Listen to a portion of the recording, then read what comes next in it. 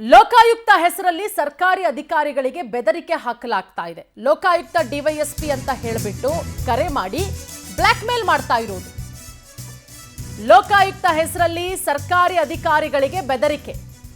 Lokayukta DYSP ಅಂತ ಹೇಳಿ ಕರೆ ಮಾಡಿ ಬ್ಲಾಕ್ ಮೇಲ್ ಮಾಡಲಾಗ್ತಾ ಇದೆ. ಅಧಿಕಾರಿಗಳಿಗೆ ಬ್ಲಾಕ್ ಮೇಲ್ ಮಾಡಿ ಹಣಕ್ಕೆ ಡಿಮ್ಯಾಂಡ್ ಇಡ್ತಾ ಇರೋದು. ನಕಲಿ ಡಿವೈಎಸ್ಪಿ ವಿರುದ್ಧ ಅಧಿಕಾರಿ ಬಸವರಾಜ್ ಈಗ ದೂರನ್ನ ಕೊಟ್ಟಿದ್ದಾರೆ.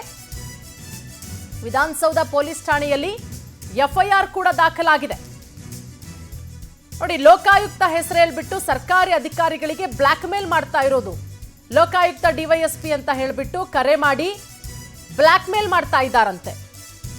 ಈಗ ವಿಧಾನಸೌಧ ಪೊಲೀಸ್ ಠಾಣೆಯಲ್ಲಿ ಎಫ್ಐಆರ್ ಕೂಡ ದಾಖಲಾಗಿದೆ.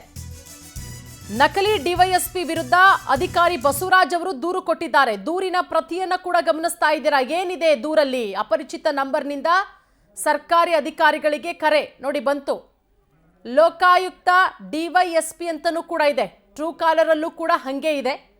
ಹಾಗಾಗಿ ಈ ಹಿನ್ನೆಲೆಯಲ್ಲಿ ಅಧಿಕಾರಿ ಬಸವರಾಜ್ ಅವರು ಈಗ ಎಫ್ಐಆರ್ ಅನ್ನ ಕೂಡ ದಾಖಲು ಮಾಡಿದ್ದಾರೆ. ಗಮನಿಸ್ತಾ ಇದ್ದೀರಾ, ಲೋಕಾಯುಕ್ತ ಹೆಸರಲ್ಲಿ ಕರೆ ಮಾಡಿ ನನಗೆ ಬ್ಲ್ಯಾಕ್ ಮೇಲ್ ಮಾಡಲಾಗ್ತಾ ಇದೆ. ಲೋಕಾಯುಕ್ತ ಡಿವೈಎಸ್ಪಿ ಅಂತ ಹೇಳಿ ಮೊದಲಿಗೆ ಪರಿಚಯ ಮಾಡ್ಕೊಳ್ತಾರಂತೆ.